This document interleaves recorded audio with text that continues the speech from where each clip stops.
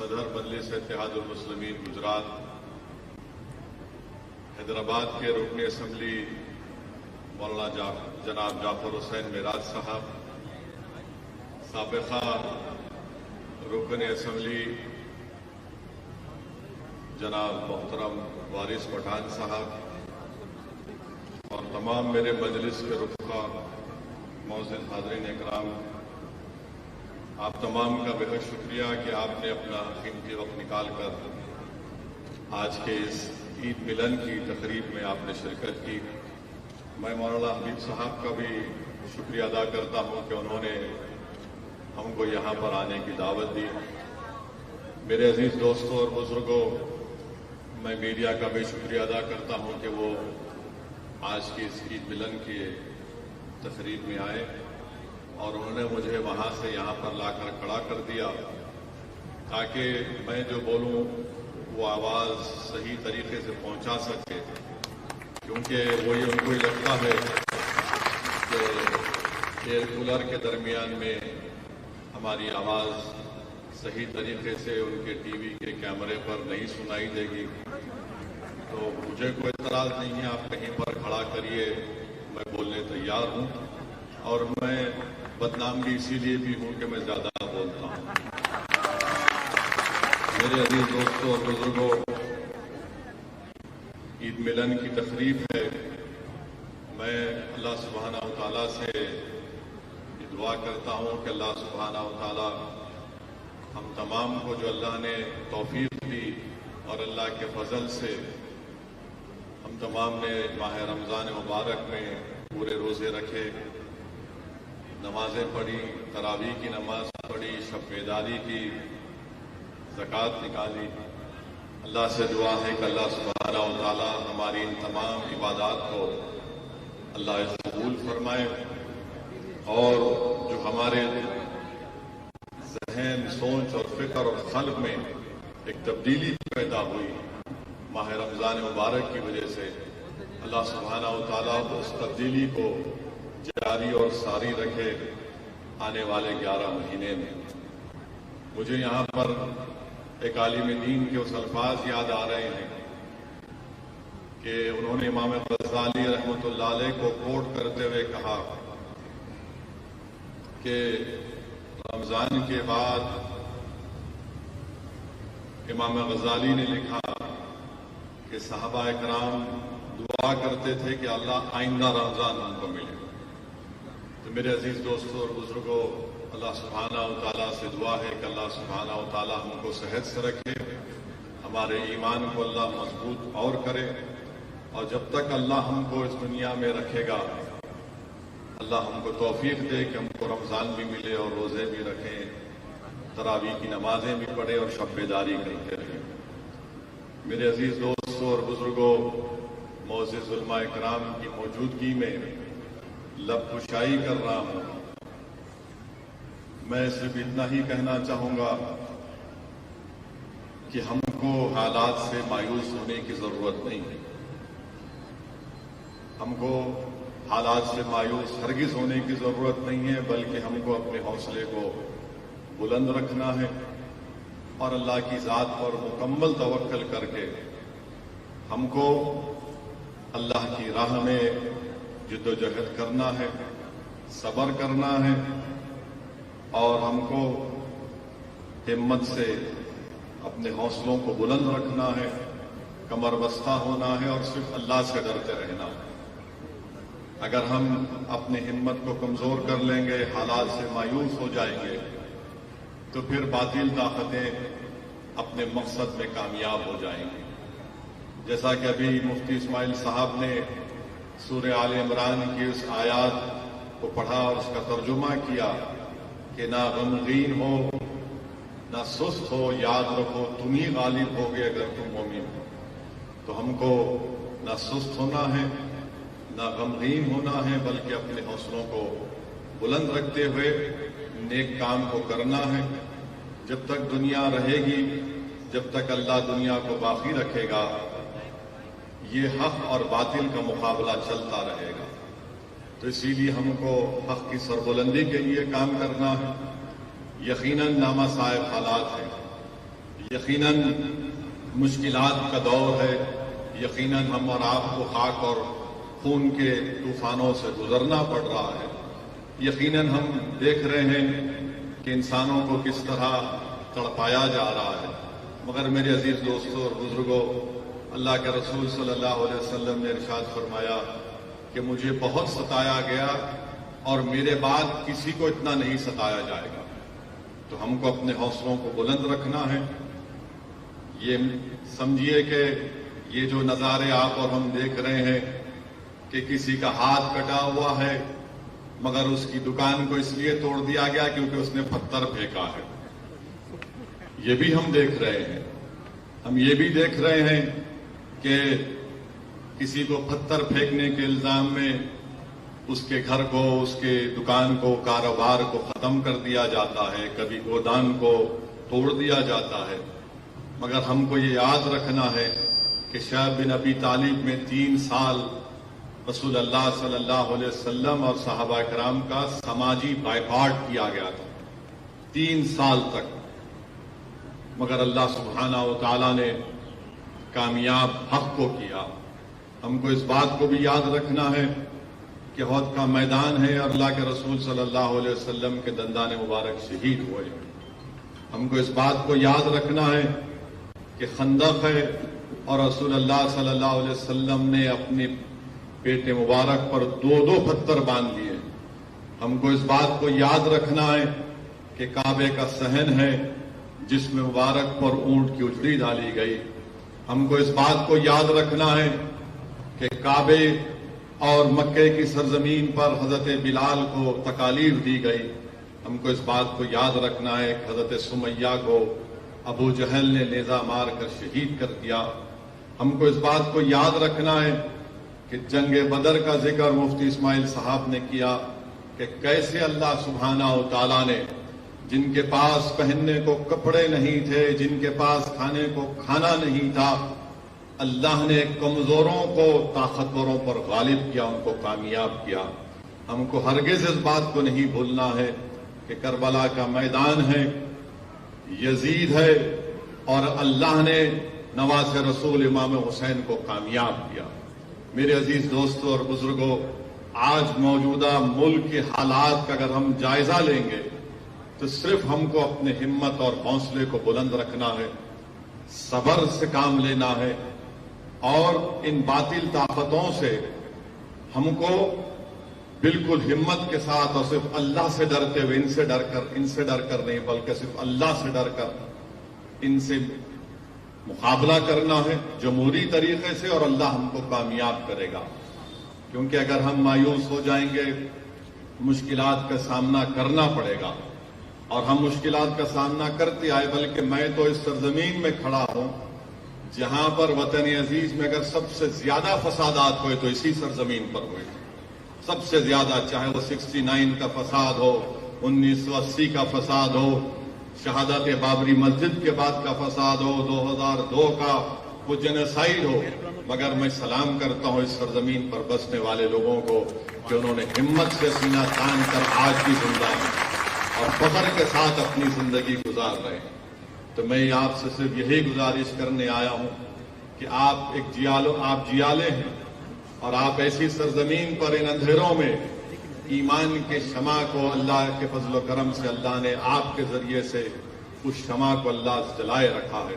میری آپ سے یہی گزارش ہے کہ آپ ایک سیاسی طاقت بنیے، آپ ایک سیاسی قوت بنیے۔ اس بات کو میری آپ ذہن نشین کر لیجئے، ہو سکتا ہے کہ بہت سو کو میری اس بات سے اتفاق نہیں ہوگا، مگر میں آپ کو پوری ذمہ داری کے ساتھ کہہ رہا ہوں کہ جس وطن عزیز کے لیے ہم نے اپنا خون پسینہ بہایا، جس وطن عزیز کو آزاد کرانے کے لیے ہمارے علماء کرام نے جہاد کا فتویٰ دیا، سولی پر چڑھ گئے، مالٹا کی جیل میں مصائب اور مشکلات کا سامنا کیا، جس وطن عزیز کے لیے ہمارے علماؤں کو جیل کی صحبتیں کاٹنی پڑی، آج ہمارے وطن عزیز میں ہم سے یہ کہا جا رہا ہے کہ تمہاری بات کو نہیں سنا جائے گا۔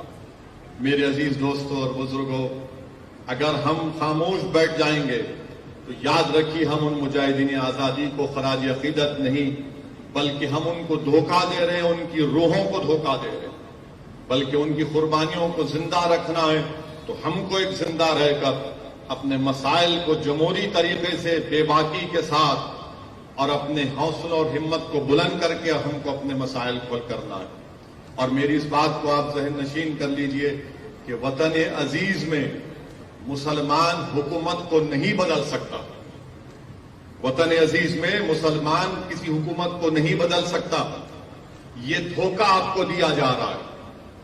اور ہم ہمیشہ یہ بات سمجھتے تھے کہ ہمارا ووٹ بینک ہے، آپ کا کوئی ووٹ بینک کبھی نہیں تھا، نہ ہے نہ کبھی رہے گا۔ اس ملک میں ہمیشہ اکثریتی طبقے کا ووٹ بینک تھا، ہے اور رہے گا، مگر آپ کو یہ دل نشین اور دل فریب باتوں میں الجھا کر آپ کو دھوکہ دیا جاتا رہا ہے کہ آپ کا ووٹ بینک ہے، آپ کا کبھی ووٹ بینک نہیں رہا۔ اس بات کو آپ سمجھیے، حکومت کو ہم نہیں بدل سکتے، اگر بدل سکتے تو بھارت کی پارلیمنٹ میں اتنے کم مسلمان رکن پارلیمان کیوں منتخب ہو کر آتے؟ اگر حکومت کو بدل سکتے تو پھر سرزمین گجرات سے آخری مرتبہ ایک مسلمان رکن پارلیمان کب ہوا تھا اور کیوں نہیں جیتا؟ اور اگر ہم حکومتوں کو بدل سکتے تو پھر بابری مسجد کی جگہ کورٹ کا فیصلہ بھی آ گیا، اب گیان واپی کا مسئلہ شروع ہو گیا۔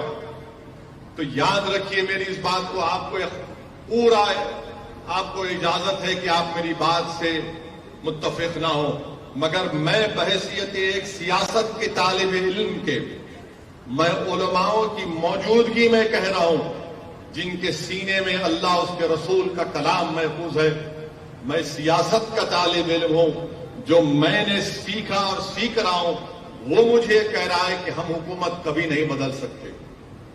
ہو سکتا ہے کہ اس کے بعد لوگ کہیں گے کہ یہ اس نے ایک نئی بات کر دی، کہ سچائی میں آپ سے کہہ رہا ہوں، آپ اپنے نمائندوں کو کامیاب کریے، اپنے متحدہ اپنی طاقت کے ذریعے، اتحاد کے ذریعے دلت طبقوں کو ساتھ لے کر، کمزور طبقات کو ساتھ لے کر، آج بھی یقیناً ہمارے وطن عزیز میں ایسی ہمارے ہندو بھائی ہیں جو گاندھی مولانا آزاد کے پیغام کو سمجھتے ہیں، جو آج بھی صحیح معنوں میں اس ملک کی خوبصورتی کو سمجھتے ہیں۔ اس ملک کی خوبصورتی کیا ہے؟ اس میں بے شمار مذاہب کے ماننے والے ہیں، بے شمار زبانیں بولی جاتی ہیں، وہ اس خوبصورتی کو سمجھتے ہیں اور اس کی حفاظت کرنا چاہتے ہیں۔ مگر یاد رکھیے، اگر آپ اسی بات میں چلے جائیں گے کہ حکومت کو بدلنا، نہیں بدل سکتے آپ، بلکہ آپ تو گواہ ہیں اس سرزمین پر۔ یہاں 27 سال سے ایک ہی جماعت بی جے پی کامیاب ہوتی آ رہی ہے، یہی کامیاب ہوتے آ رہے ہیں۔ تو میرے عزیز دوستوں اور بزرگوں، میری آپ سے ایک ادباً گزارش ہے، آپ اتفاق مت کریے، مگر میری اس بات پر ذرا سوچئے، میری اس بات پر سوچئے، اگر اس میں سچائی ہے تو آپ میرا ساتھ دیجئے۔ اگر آپ کو لگتا ہے کہ اسد الدین اویسی لفاظی کر رہا ہے تو آپ اس کو مسترد کر دیجئے، مگر میرا ماننا یہ ہے کہ آپ اپنے ووٹ سے، اپنی سماجی سوجھ بوجھ سے، اپنے اثر و رسوخ سے آپ اپنے نمائندوں کو کامیاب کر سکتے۔ یہی بات میں آپ کو کہنے آیا ہوں، یہی بات میں آپ سے گزارش کرنے آیا ہوں، اور آپ کو یہ بھی بتانے آیا ہوں اور حکومت کو بھی یہ بتا رہا ہوں کہ ہم نے ایک بابری مسجد کو کھویا، اب دوسری مسجد کو ہرگز نہیں کھوئیں گے، یاد رکھیں۔ تم نے مکاری اور عیاری سے انصاف کا قتل کر کے تم نے ہماری مسجد کو ہم سے چھینا، اب دوسری مسجد نہیں چھین پاؤ گے، یاد رکھو۔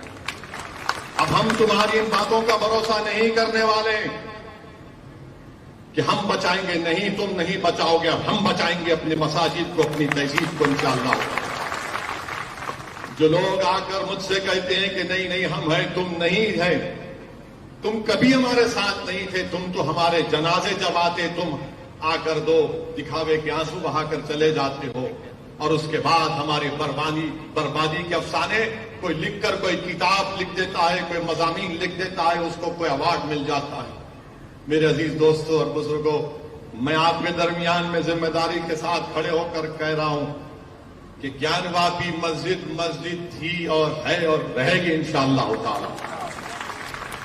1991 का कानून यह कहता है कि 15 अगस्त 1947 को जो मस्जिद मंदिर थी वो बरकरार रहेगी, और अगर कोई उसके नेचर और कैरेक्टर में तब्दीली पैदा करना चाहेगा तो 91 का पार्लियामेंट का कानून कहता है कि उन पर केस बुक करो, जेल भी जाओ, और अगर कोर्ट ने फैसला दिया तो 3 साल की सजा है। तो ये चीज को आपको समझना है।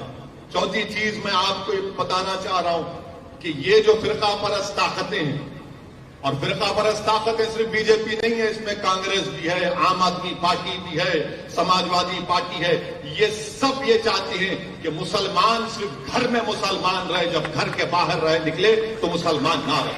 मैं थाली मारने के लिए नहीं कह रहा हूं, इनका मकसद एक ही है कि आप मुसलमान रहे तो सिर्फ घर में रहे, घर के बाहर जब निकलोगे तो हमारी तहजीब को तुमको एहतराम करना पड़ेगा। इस मुल्क में मेरी और तुम्हारी तहजीब नहीं है, इस मुल्क की खूबसूरती है कि इसका कोई मजहब नहीं है, इस मुल्क की ताकत यह है कि इसकी कोई तहजीब नहीं है, मगर ये ताकत ये चाहती है कि जब आप घर से निकले तो अपनी तहजीब को, अपनी पहचान को, अपनी शनाख्त को छोड़कर निकले। ये भारत का संविधान, भारत का आईन इस बात की इजाजत देता है कि आप अपने कल्चर पर चलें। अगर कोई पूछेगा कौन सी आर्टिकल है संविधान की, तो भारत का संविधान जिसको अंबेडकर ने बनाया वो आर्टिकल 29 है। तो हम अपनी तहजीब को, अपनी शनाख्त को बरकरार रखेंगे, घर में भी रखेंगे, घर के बाहर भी रखेंगे। और जो मैं बात आपसे कह रहा था कि हुकूमत नहीं बदल सकते, कोई पूछेगा कि बताओ वैसे इसकी मिसाल दो, सबूत दो, प्रूफ दो। ज्ञानवापी मस्जिद का मसला चल रहा है, क्या कांग्रेस बोलती है? क्या समाजवादी पार्टी बोलेगी? क्या बीएसपी बोली?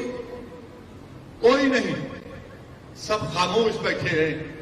ये इसलिए खामोश बैठे हैं कि आपका वोट बैंक नहीं है, आपका वोट बैंक नहीं है ना आपका वोट बैंक था कभी। यकीनन मुझे अंदाजा है कि मेरे आज की इस तकरीर के बाद शाम में 6 बजे से हमारा निकाह शुरू हो जाएगा। तो रोज की आदत है, बगैर हमारे दिखाए इनका टीवी बिकता नहीं है, मगर सच्चाई यही है। क्यों नहीं बोलते भाई आप? अगर आप बीजेपी से अलहदा हैं, मुख्तलिफ हैं, तो बोलो ना, बोलिए। नहीं बोलेंगे, इसलिए नहीं बोलेंगे कि इनको मालूम कि मुसलमान इनको हमने मुसलमानों के जहनों को खरीद लिया समझते।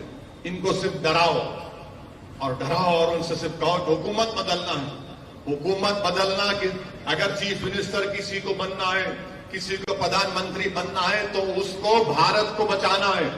अगर वो अपनी पार्टी को बचाएगा तो भारत कमजोर हो जाएगा, याद रखो। अगर भारत को मजबूत रखना है तो यहां पर बसने वाले हर शख्स को इज्जत की जिंदगी के साथ जीने का मौका मिलना चाहिए। ये कैसे हो सकता है कि जिसका हाथ कटा हुआ है उसके आप दुकान को तोड़ते हैं, जो 75 साल का बूढ़ा है उसको मार मार कर कहते हैं कि तुमने पत्थर फेंका? ये कौन सी इज्जत हमको दी जा रही है कि बगैर कोई कानूनी कार्रवाई के हमारे घरों को तोड़ दिया जाता है, मस्जिद के सामने की गेट को तोड़ दिया जाता है, बाजू दूसरी इबादत का है हाथ नहीं लगाया जाता, खबर को मिसमार कर दिया जाता, सामने किसी और की इबादत का है, भारत की दारुल हुकूमत दिल्ली में कुछ नहीं किया जाता और कोई नहीं बोलता, कोई नहीं बोलता। हम जब दिल्ली में थे, मैं गया तो रात में किसी ने मुझसे कहा कि क्या ओवैसी तुम भी नहीं आओगे? मैंने कहा मैं आया इसीलिए हूं। तो बोले आप आकर जाओ, उस मस्जिद में आओ उस मस्जिद में आकर आप देखो कि सामने मस्जिद के सामने दीवार को और गेट को मुनज़्ज़म कर दिया गया।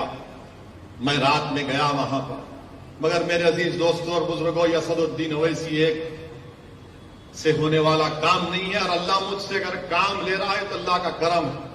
मैं यहां पर बैठकर मेरी तारीफ में बहुत जुमले सुना, अल्लाह मुझे माफ करे, क्योंकि तारीफ सिर्फ अल्लाह की हो सकती और किसी की नहीं हो सकती। और अल्लाह ने मुझे मौका दिया, इज्जत दिया, तो अल्लाह का करम है। ये दुआ है औलिया अल्लाह की, ये सदका है नबी करीम सल्लल्लाहु अलैहि वसल्लम का, ये अहले दिल की तवज्जो है मुझ पर कि ये जैसा अदना शख्स गुनाहगार कुछ बोल सकता है, ایوانوں میں باطلوں کے سامنے، ظالموں کے سامنے. تو میرے عزیز دوستوں اور بزرگوں، آپ مجلس کو اپنائیے، آپ مجلس کو مضبوط کریے. آپ اسد الدین اویسی کا ساتھ مت دیجیے، آپ صابر بھائی کا ساتھ مت دیجیے، بلکہ آپ ایک مرتبہ اپنا ساتھ دیجیے. آپ ایک مرتبہ اپنا ساتھ دیجیے. علامہ اقبال نے کیا خوب کہا تھا اس شعر میں کہ اگر تو میرا نہ بن سکا تو اپنا بن. میں کیا کہا تھا علامہ اقبال نے کہ اپنے من میں ڈوب کر پا جا سراغ زندگی. تو اگر میرا نہ بن سکا تو اپنا تو بن. اور آخری بات کہ ہاں الزام مجھ پر لگتا ہے اور لگتا رہے گا، مگر الزام لگانے والوں یاد رکھو یہ دنیا فانی ہے. تم کو بھی جواب دینا پڑے گا اللہ کے سامنے، میں بھی کھڑا رہوں گا. تم کو اللہ کے دربار میں ان الزامات کا جواب دینا پڑے گا. مجھے تمہارے الزام کی کوئی فکر نہیں. تم جتنا جی بھر کے الزام لگاتے لگاؤ.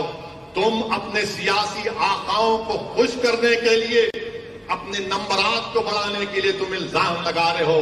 میں جو کام کر رہا ہوں اللہ میرے دل کا حال جانتا ہے. میں اللہ کی خوشنودی کے لیے، اللہ کو راضی کرنے کے لیے، اپنا خاتمہ ایمان پہ کرنے کے لیے میں جدوجہد کر رہا ہوں.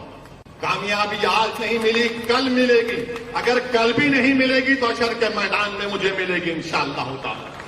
مجھے اپنے اعمال پر بھروسہ نہیں ہے، مجھے اللہ کی رحمت پر بھروسہ ہے، مجھے اللہ کی فضل پر بھروسہ ہے. اور یہی چیز ہے جو ہم کو یہاں تک لے کر آئی.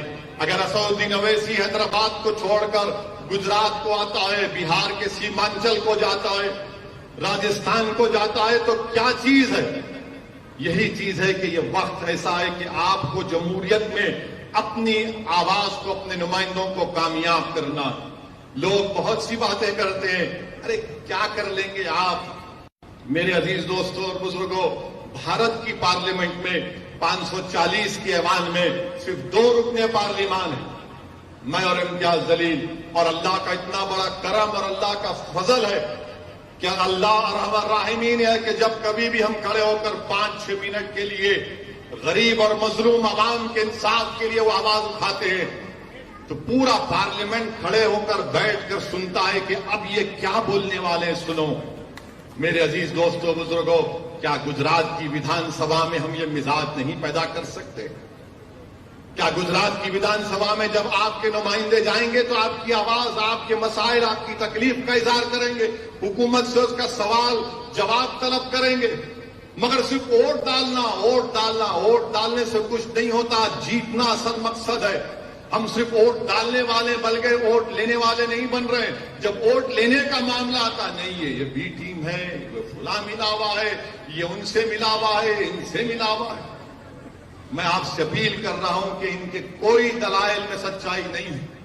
یہ صرف بوکھلاہٹ کا شکار ہو کر اپنی انانیت میں اور اپنی عزت اور اپنی طاقت کو، جو طاقت جو ان کو اللہ نے دی، وہ سمجھتے ہیں کہ اپنے لیے استعمال کریں گے. میرے عزیز دوستوں اور بزرگوں، آپ متحد رہیے. یہاں پر بے شمار مسائل ہیں، بہت سے مسائل ہیں. ابھی ہمارے کو بتایا گیا کہ ولی گجراتی کی خبر کو 2002 کے فسادات میں مسمار کر دیا گیا. جب کورٹ نے کہا کہ بناؤ تو وہاں پر کانگریس کی چیئرمین تھا، نہیں بنایا گیا، نہیں بنایا گیا. اب تو کانگریس پارٹی میں احمد پٹیل صاحب مرحوم کہ اس دنیا سے چلے جانے کے بعد تو کوئی نام کا بھی وہاں پر کوئی نہیں. مگر یہی لوگ ہیں، کمزور لوگ ہیں، ان کا کام صرف یہی ہے کہ الزام لگاؤ، یہ ڈراؤ، وہ بی ٹیم ہے، وہ فلاں ہے، امکا ہے. میرے عزیز دوستوں اور بزرگوں، آپ سے پھر سے کہہ رہا ہوں کہ آپ اپنے نمائندوں کو کامیاب کر سکتے ہیں. آپ متحد ہو جائیے، اپنے نمائندوں کو کامیاب کریے اور اللہ سبحانہ و تعالیٰ سے پوری امید رکھیے. ہم کو نا امید ہونے کی ضرورت نہیں ہے. اللہ قرآن میں فرماتا لا تقنطوا من رحمت اللہ، کہ میری رحمت سے مایوس مت ہو. یہ حالات ہیں، بدلیں گے حالات. یاد رکھیے آپ، جو دنیا میں آیا وہ جائے گا، وہ دنیا میں آیا وہ جائے گا ایک دن. اور ہم کو اللہ سے پوری امید رکھنی ہے. مجھے یہاں پر جب میں بیٹھا تھا تو مجھے بانی دیوبند کا ایک شعر یاد آیا. علماء کرام مجھے معاف کریں کہ بانی دیوبند نے کہا تھا، فرمایا تھا کہ مدد کر اے کرم احمدی کہ تیرے سوا قاسم بیکس کا کوئی نہیں ہے. कारसाज। मेरे अजीज दोस्तों और बुजुर्गों, हमको अपने अल्लाह से रिश्ते को, रसूलुल्लाह सल्लल्लाहु अलैहि वसल्लम से निस्बत को मजबूत रखना, और जब ये रिश्ता मजबूत होगा, इन तमाम लोगों के चेहरे आपके सामने आ जाते हैं जो मुख्तलिफ बातें करते हैं, मुख्तलिफ प्रोग्राम इनके हैं, मगर अब ये जो मुल्क में जो मसाइल हैं, याद रखिए मेरी इस बात को, ये अंधेरी रात लंबी रहने वाली है, ये अंधेरी रात लंबी रहने वाली है। अगर इस अंधेरी रात में आपको चिराग जलाना है तो आप एक सियासी नुमाइंदों को कामयाब करिए जो आपकी आवाज बनकर जाएंगे, जो आपके मसाइल को उठाएंगे। अल्लाह ही जानता, गैब का हाल तो अल्लाह जानता है, मगर जो हमको समझ में आ रहा है, ये हालात और बढ़ेंगे, ये तमाम चीजें और बढ़ती जाएंगी, मगर हमको हिम्मत को बुलंद रखना है। और मैं खत्म करने से पहले मुझे किसी ने एयरपोर्ट पर पूछा कि ये डिमोलिशन क्यों हो रहा है, ये ताजमहल के नीचे क्यों देखा जा रहा है, ये ज्ञानवापी के नीचे क्यों देखा जा रहा है। तो भारत के प्रधानमंत्री ने मन की बात में कहा था कि कभी कभी मजाक करना चाहिए, जोक करना चाहिए। सुना होगा आपने मन की बात, कहा था कि कभी कभी लतीफा बोलना चाहिए। तो आखिरी बात कहकर खत्म करता हूं, मुझे लगता है कि ये जो ताजमहल के नीचे जो कमरों की बात हो रही है, ज्ञानवापी के नीचे क्या है देखने की बात हो रही है, वो असल में ये है कि प्रधानमंत्री की डिग्री तलाश कर रहे हैं, entire MA political science. Degree तो मिलती नहीं है, तो बोले नहीं ताजमहल के नीचे होगी। भाई भारत का प्रधानमंत्री ताज के नीचे होगी, भारत का प्रधानमंत्री ज्ञानवापी के नीचे होगी। प्रधानमंत्री सीरियस मत लीजिए, दिल पे मत लीजिए, वरना फिर कोई एनकाउंटर हो जाएगा। और मीडिया वालों से ही बोल रहे कि हमने जोक किया, आपके बादशाह सलामत के ताल्लुक से मजाक किया, दिल पे मत लीजिए। तो बहरहाल मेरे अजीज दोस्तों और बुजुर्गों, उलमाए किराम, आपका बेहद शुक्रिया, और मैं हबीब साहब का भी बेहद शुक्रिया अदा करता हूं। और अल्लाह से, मैं जब पिछले रमजान में आया था, हमें इसी रमजान में, तो मुझे साबिर भाई ने बताया कि मौलाना हबीब साहब को अल्लाह ने मौका दिया कि वो रमजान में गरीब मुस्तहक लोगों की बेइंतहा मदद करते हैं। मेरी अल्लाह से दुआ है कि अल्लाह सुब्हानहू व तआला आपसे और काम करें और खूब आप मदद करें, और अल्लाह आपकी हिफाजत फरमाए, अल्लाह आपके तमाम साथियों की हिफाजत फरमाए, और उसी तरीके से आप काम करते जारी रखें। आपका फिर से बहुत बहुत शुक्रिया।